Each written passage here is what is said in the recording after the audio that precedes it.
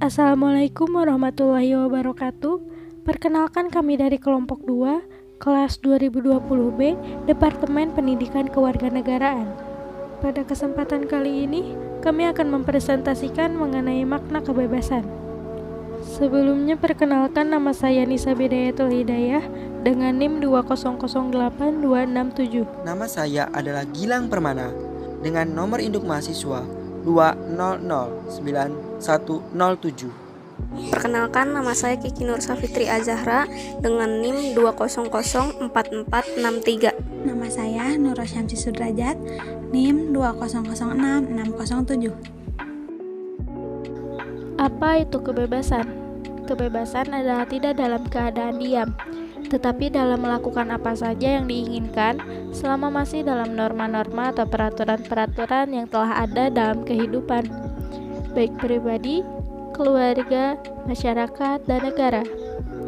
Seseorang disebut bebas apabila dapat menentukan apa yang dilakukan dan tujuannya sendiri, memilih kemungkinan yang tersedia baginya, tidak dipaksa atau terikat.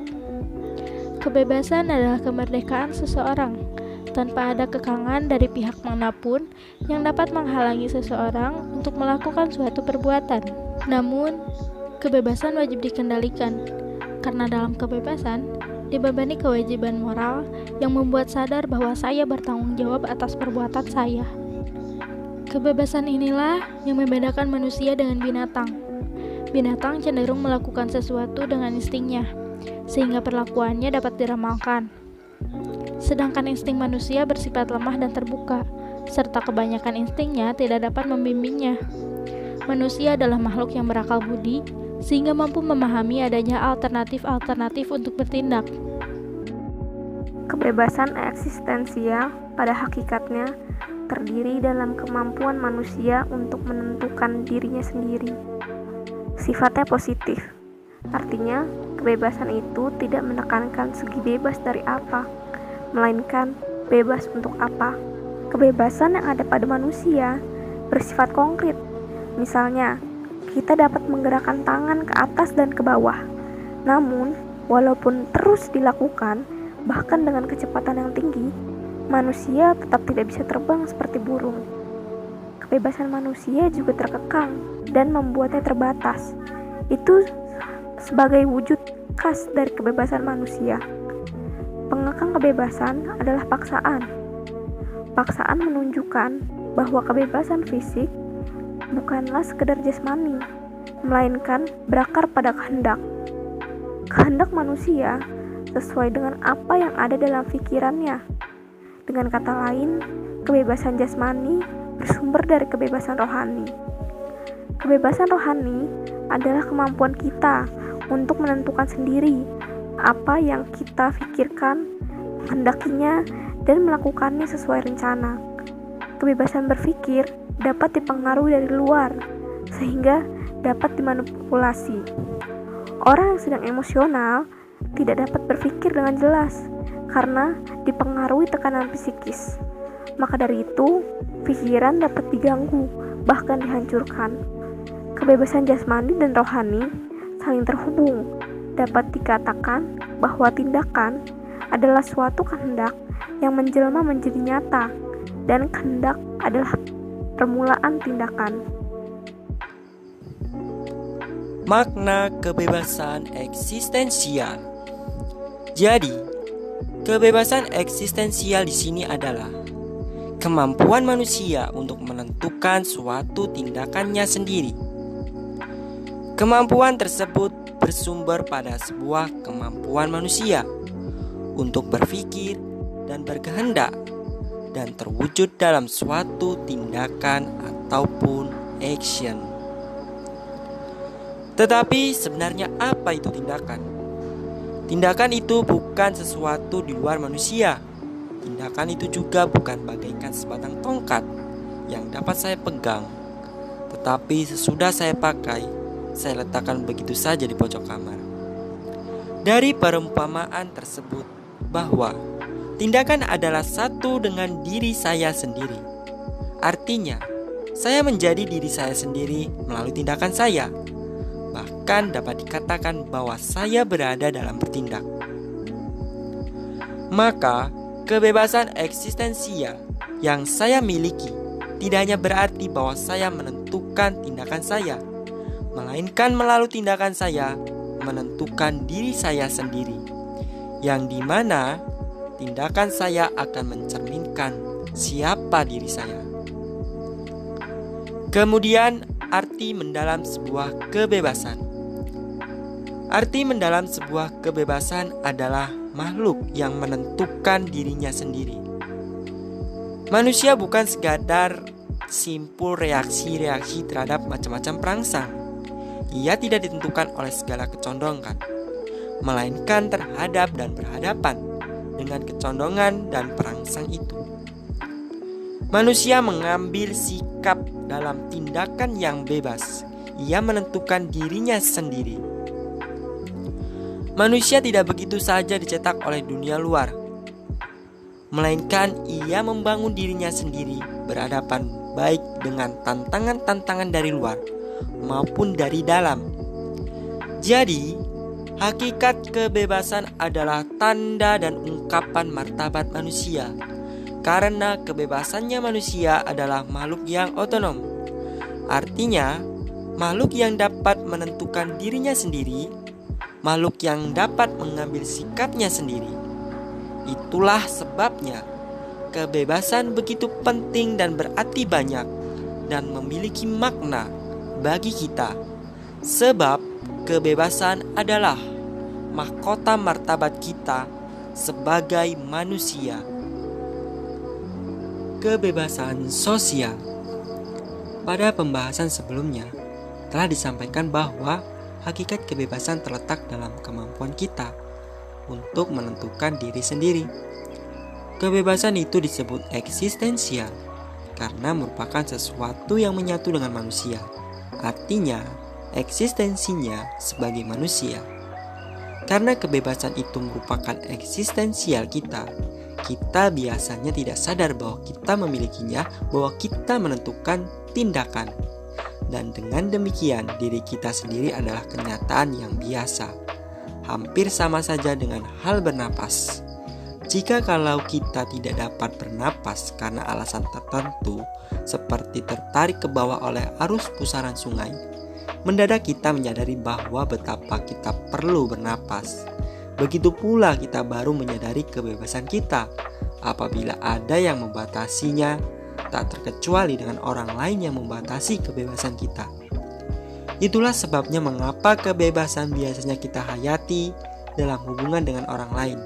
Yang menjadi keprihatinan kita ialah membela kebebasan kita terhadap usaha orang lain untuk menggerogotinya. Maka dalam bahasa sehari-hari, kebebasan difahami sebagai realitas negatif. Karena keadaan yang dimana kemungkinan kita untuk menentukan tindakan diri kita sendiri tidak dibatasi oleh orang lain. Jadi, negatif bukan sebagai penilaian, melainkan dalam arti logika untuk menjelaskan apa itu kebebasan sosial. Karena kebebasan itu secara hakiki dihayati dalam hubungan dengan orang lain, maka inilah yang dinamakan kebebasan sosial. Kemudian, dalam kebebasan sosial, ada beberapa yang perlu diperhatikan. Pertama, perlu diperhatikan bahwa memang tidak segala pembatasan kemungkinan kita untuk bertindak kita rasakan sebagai pembatasan kebebasan. Kita sudah melihat bahwa manusia pada hakikatnya sendirinya sudah terbatas. Kedua, kebebasan kita untuk menentukan diri kita sendiri dapat dibatasi oleh kekuatan alam. Artinya, pembatasan itu tidak akan kita sebut sebagai perampasan kebebasan karena termasuk kodrat kita sebagai makhluk alamiah. Di sisi lain juga bahwa yang mengancam kebebasan kita bukan kekuatan-kekuatan alam yang buta dan bukan juga suatu tindakan kebetulan seseorang, melainkan maksud dan kehendak orang lain. Memang tidak dapat disangkal bahwa banyak orang yang mempunyai motif variasi untuk mengurangi kebebasan kita. Artinya, berkuasa atas kita. Dengan berhadapan dengan ancaman tersebut, kita sedemikian sadar akan nilai kemampuan untuk menentukan diri kita sendiri, sehingga keadaan di mana kita tidak ada berada di bawah kekuasaan orang lain, kita bisa namakan itu dengan kebebasan. Jadi, kebebasan sosial adalah keadaan di mana kemungkinan kita untuk bertindak tidak dibatasi dengan sengaja oleh orang lain. Yang B, 3 macam kebebasan sosial. Ada 3 cara untuk membatasi kebebasan seseorang. 2 cara pertama mengikuti 2 dimensi kebebasan eksistensial, yaitu kebebasan jasmani dan kebebasan rohani. Kebebasan jasmani dibatasi dengan paksaan, artinya orang lain dapat memakai kekuatan fisik untuk membuat kita tidak berdaya. Kita bicara tentang paksaan dan pemerkosaan. Kebebasan rohani memang tidak dapat dibatasi secara langsung karena batin kita tidak berbuka bagi penanganan orang lain. Tetapi karena batin kita terjalin erat dengan dan terungkap dalam kejasmanian kita, maka melalui manipulasi dari luar kebebasan rohani kita, seperti sudah kita lihat, dapat saja dimanipulasi, dibatasi, dan bahkan dihancurkan. Dapat dikatakan bahwa kebebasan rohani kita dapat dikurangi melalui tekanan.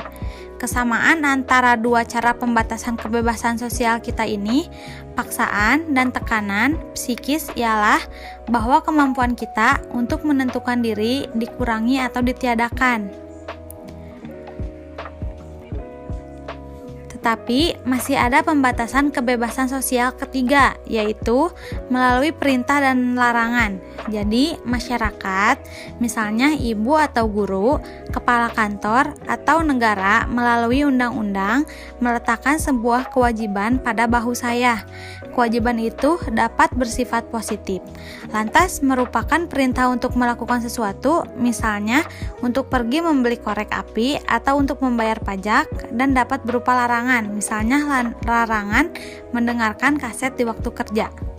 Dan dapat disimpulkan bahwa manusia dikatakan bebas apabila ia terikat pada aturan-aturan.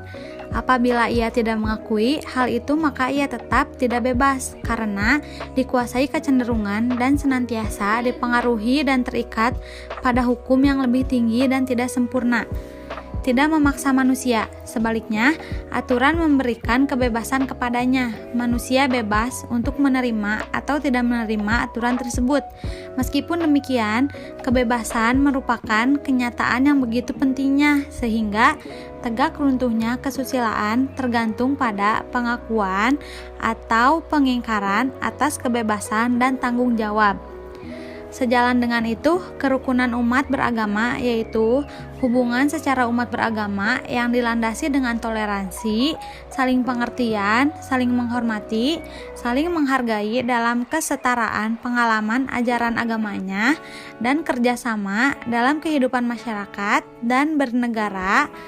Kendala-kendala yang dihadapi dalam mencapai kerukunan umat beragama di Indonesia ada beberapa sebab, antara lain rendahnya sikap toleransi, kepentingan politik, dan sikap fanatisme. Adapun solusi untuk menghadapinya adalah dengan melakukan dialog antar pemeluk agama dan menanamkan sikap optimis terhadap tujuan untuk mencapai kerukunan antar umat beragama dan pastinya mempertanggungjawabkan kebinekaan yang diwarisi para leluhur untuk pemersatu bangsa. Sekian. Mohon maaf apabila terdapat banyak kesalahan. Billahi taufiq wal hidayah. Wassalamualaikum warahmatullahi wabarakatuh.